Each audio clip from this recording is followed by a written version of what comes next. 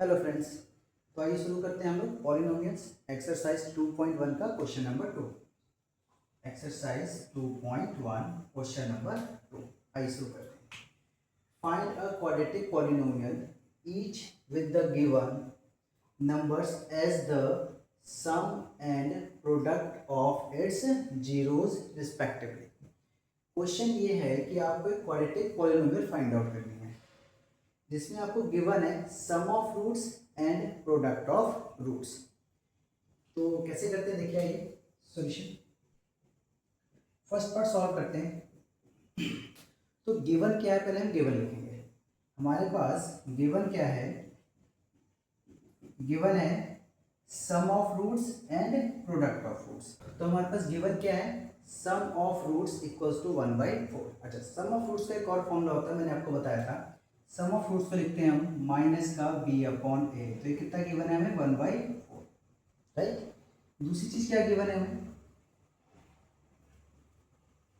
Product of roots. कितना given है हमें प्रोडक्ट ऑफ रूट्स, -1। और प्रोडक्ट्स ऑफ रूट्स का फॉर्मूला क्या था, याद होगा आपको, c अपॉन ए। और ये कितना जाएगा हमारे पास, -1। अच्छा, नीचे कुछ नहीं है तो नीचे हम क्या लिख देंगे, 1। डिनोमिनेटर में कुछ नहीं है तो हम क्या लिख लेंगे, 1। ये फॉर्मूला याद आया, -b अपॉन ये कहाँ से है, ये फॉर्मूला था, आपको याद होगा, थोड़ा सा बताए थे। अल्फा प्लस बीटा, ये फॉर्मूला था -b अपॉन ए, और अल्फा इंटू बीटा फॉर्मूला था c upon a. Alpha plus beta यानी कि sum of roots, alpha into beta equals to product of roots.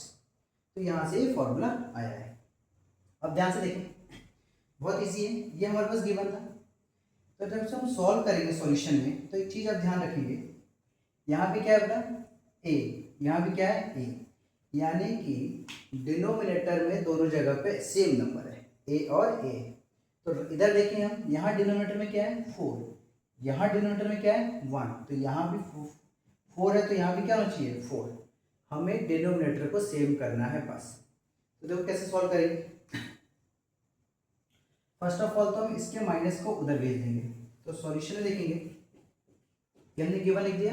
अब सॉल्यूशन देखेंगे तो क्या हो जाएगा, b अपॉन ए, इस माइनस को उधर कर देंगे तो क्या आएगा, -1/4। और c अपॉन ए क्या है हमारे पास, -1/1।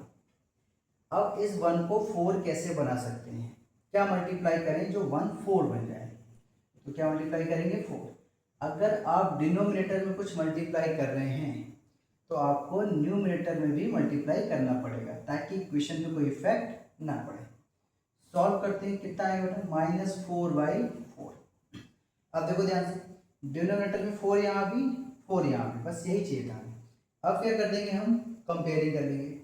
जब हम कंपेयरिंग करेंगे तो b की वैल्यू क्या आ रही है, देखो सामने वाली उसकी वैल्यू होती है, तो b की वैल्यू क्या आ रही है, b इक्वल्स टू हो जाएगा -1k, और a के सामने क्या आ रहा है, 4। तो a क्या हो जाएगा हमारे पास, 4k।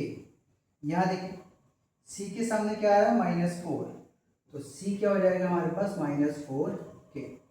अब k कहाँ से आया, ये जो k है वो कहाँ से आया वो देखते हैं। ये रेशियो है दो नंबर का, 1/4 क्या है, रेशियो है, एग्जैक्ट नंबर हमें नहीं पता है। सपोज करो कि दो स्टूडेंट्स हैं, एक राम है और एक श्याम है। दोनों की, राम की जो एज है वो मान लेते हैं 10 है, और जो श्याम की एज है वो मान लेते हैं 40 है। इनका रेशियो निकालने हम, तो रेशियो क्या आएगा, 10/40, 0 0 कट गया तो क्या आया, 1/4। तो रेशियो आ रहा है हमारा 1/4। तो क्या रेशियो हमें ये बता रहा है कि राम की एज कितनी है, 10 है, नहीं पता चल रहा ना, इसीलिए उसके साथ हम क्या लगा लेते हैं, कांस्टेंट के। समझ में आई बात।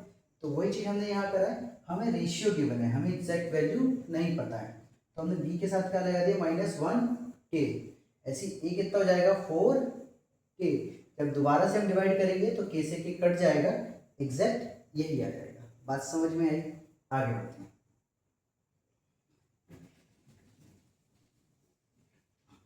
अब क्या करेंगे हमें b आ गया, a आ गया और c आ गया। अब स्टैंडर्ड फॉर्म पता है हमें, क्वाड्रेटिक, हमें क्या निकालना था, क्वाड्रेटिक पॉलिनोमियल। तो क्वाड्रेटिक पॉलिनोमियल क्या होती है हमारी general equation, ax² plus b x plus c. Put कर देंगे यहाँ पे सारी वैल्यूज। ए की वैल्यू क्या है हमारे पास 4k, बी की वैल्यू क्या है -1k, और सी की वैल्यू क्या है -4k। 4k जो है कॉमन ले लेंगे, k को बाहर कर लेंगे, ब्रैकेट लगाएंगे, क्या बचेगा 4x² प्लस माइनस माइनस हो जाएगा और ये हो जाएगा 1x प्लस माइनस माइनस और ये हो जाएगा आपके पास 4। तो दिस इज योर इक्वेशन। आपकी इक्वेशन क्या आ गई 4x² माइनस x माइनस 4। ये हो गई हमारी क्वाड्रेटिक इक्वेशन और k बाहर आ गया। जो भी वैल्यू होगी वो k अपने आप ही कैंसिल आउट हो जाता है, क्योंकि जब हम इक्वल्स टू 0 पुट करके रूट्स निकालेंगे तो k उधर जाएगा, क्या हो जाएगा खत्म हो जाएगा। ठीक है, तो समझ में आया हमने क्या करा, बहुत ईजी है। जो भी गिवन है हमने -b/a के हिसाब से रख लिया। हमें बस एक ही काम करना है, डिनोमिनेटर को सेम करना है। उसके लिए कुछ मल्टीप्लाई करनी पड़ सकती है या कुछ डिवाइड करना पड़ सकता है बस। ठीक है, उसके बाद कंपेयर करेंगे, पुट कर देंगे। ये हमारा हो गया फर्स्ट मेथड। सेकंड मेथड भी होता है, सेकंड मेथड डायरेक्ट होता है, फॉर्मूले में पुट करके बना लेते हैं। तो उसके लिए पहले हम फॉर्मूला ड्राइव करते हैं छोटा सा, उसके बाद आते हैं। तो आइए देखते हैं अपना सेकंड मेथड। आइए देखते हैं अपना सेकंड मेथड। सेकंड मेथड क्या होता है, सेकंड मेथड हम सबसे पहले गिवन देखेंगे। गिवन क्या है हमारे पास, सम ऑफ रूट्स कितना है हमारे पास 1/4, सम ऑफ रूट्स कितना है हमारे पास 1/4, और दूसरा क्या है product, product of roots, product of roots कितना है हमारे पास -1। तो sum of roots 1/4, product of roots -1। अब इसको करना कैसे, ध्यान समझें। हमारे पास एक फॉर्मूला था सम ऑफ रूट्स का। क्या था फॉर्मूला, सम ऑफ रूट्स का फॉर्मूला क्या होता है, याद है आपको -b/a, याद आया, इस फॉर्म में लिखा था हमने। ऐसे ही प्रोडक्ट ऑफ रूट्स का फॉर्मूला क्या है c/a, अभी लिखा था हम थोड़ी देर पहले। अगर सम ऑफ रूट्स को क्या लिख सकते हैं हम, अल्फा प्लस बीटा, ये हो जाएगा -b/a, और प्रोडक्ट ऑफ रूट्स को लिख सकते हैं अल्फा इंटू बीटा, ये हो जाएगा हमारे पास c/a। ठीक है, अब देखो ध्यान से, हमारी जो स्टैंडर्ड इक्वेशन होती है वो क्या होती है ax² plus bx plus c। अगर मैं इसमें से a कॉमन ले लूँ, कॉमन लेने का मतलब है उससे डिवाइड करना। तो a से यहाँ डिवाइड करेंगे तो क्या बचेगा x², यहाँ डिवाइड करेंगे तो क्या बचेगा b/a, और यहाँ डिवाइड करेंगे तो हो जाएगा c/a। अब ध्यान से देखेंगे, इसको हम क्या लिख सकते हैं, a ब्रैकेट में x²,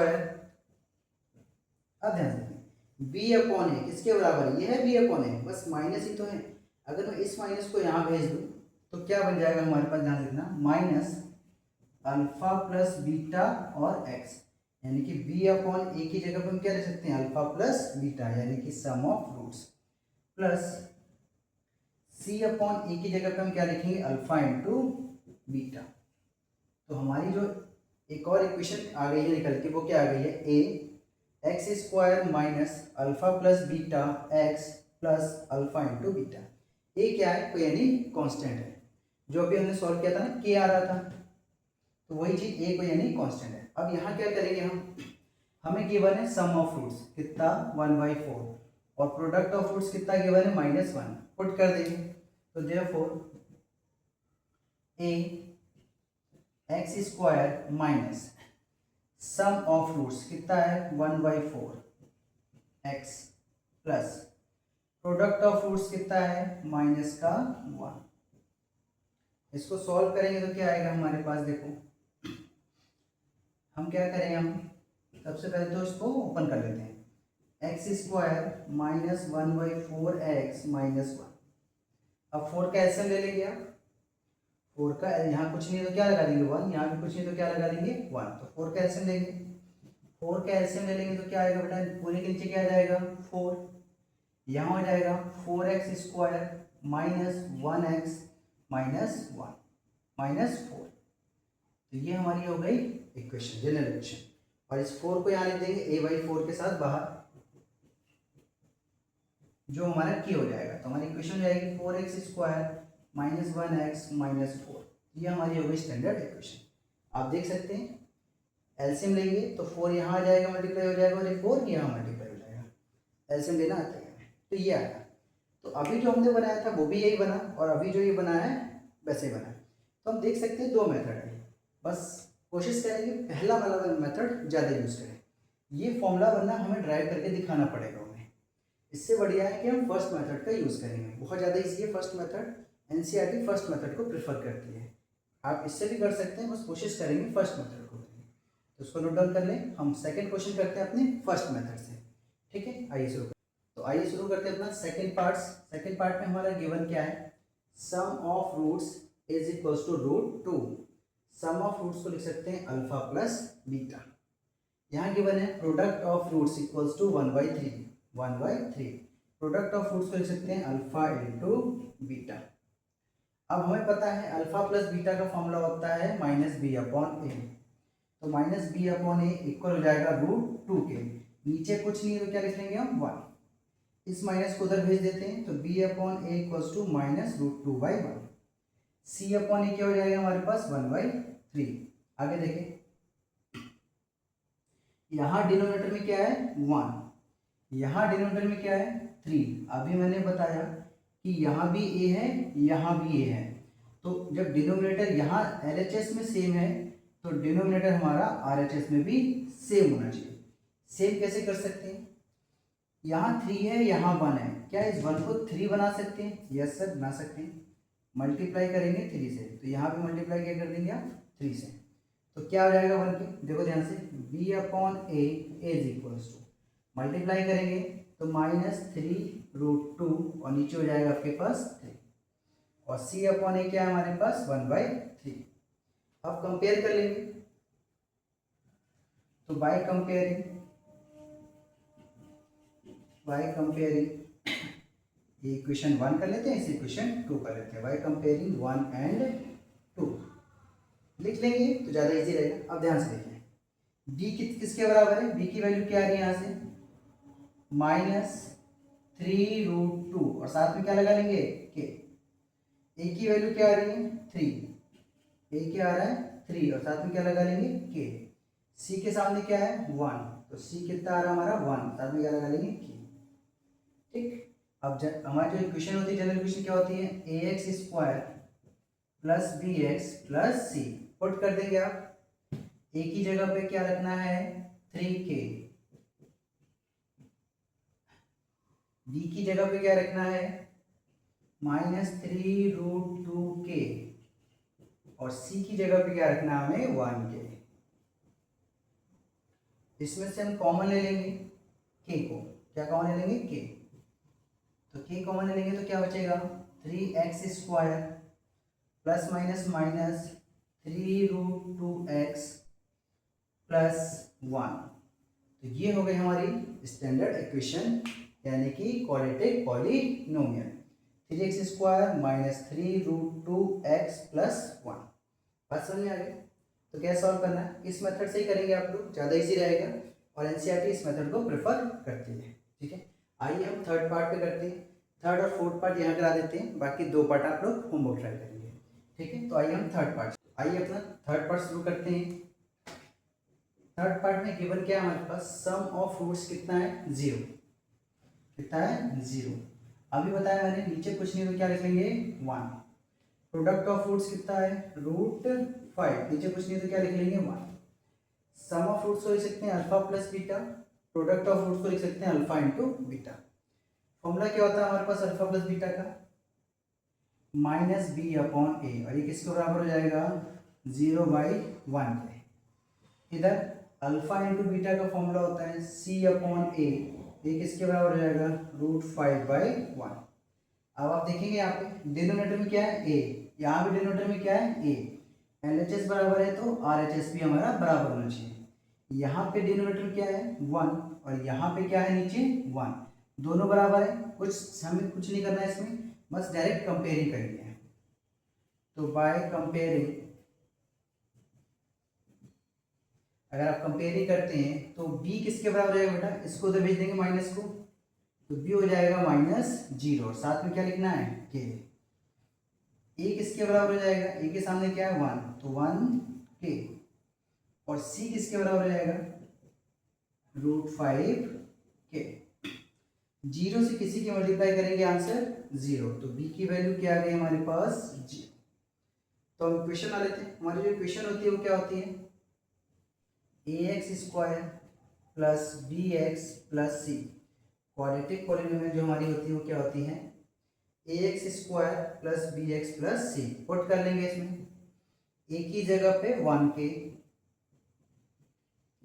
b की जगह पे 0 और c की जगह पे पुट करना है √5k।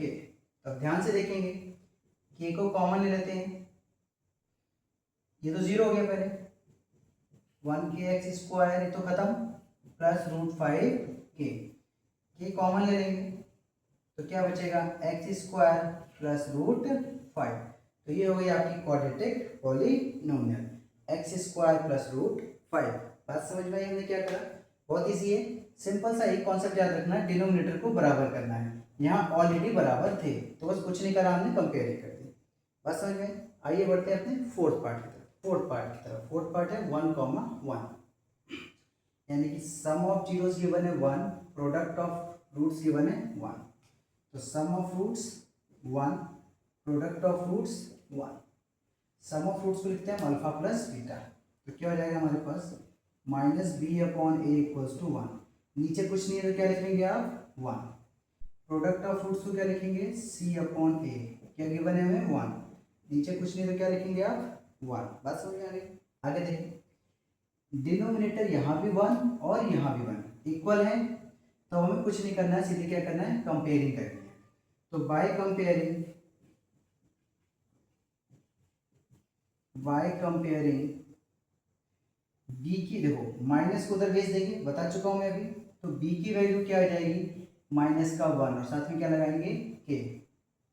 a की वैल्यू क्या आ जाएगी, सामने क्या है 1, तो 1k। c की वैल्यू क्या आ जाएगी, सामने क्या है 1, तो 1k। तो हमारी क्वाड्रेटिक पॉलिनोमियल क्या हो जाएगी, क्वाड्रेटिक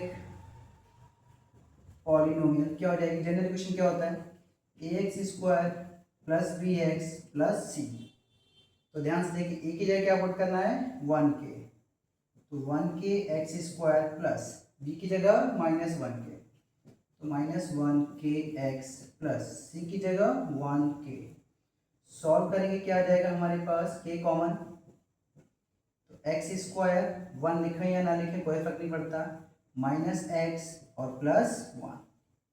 अब कहोगे सर यहाँ 1 लिखा है यहाँ क्यों लिखें, क्योंकि ये मल्टीप्लाई में 1 से मल्टीप्लाई करेंगे x² ही हो जाएगा और ये अकेला 1 है उसे लिखना पड़ेगा।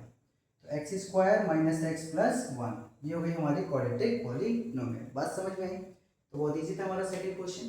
तो बाकी 2 पार्ट बचे हैं, उसको आप होमवर्क ट्राई करेंगे, हो जाएगा इजीली। तो हमारा चैप्टर 2 पॉलिनोमियल आज खत्म हो चुका है। अब हम स्टार्ट करेंगे अपना थर्ड चैप्टर, जो हम कल से स्टार्ट करेंगे। तो यहाँ के लिए thank you, have a nice day.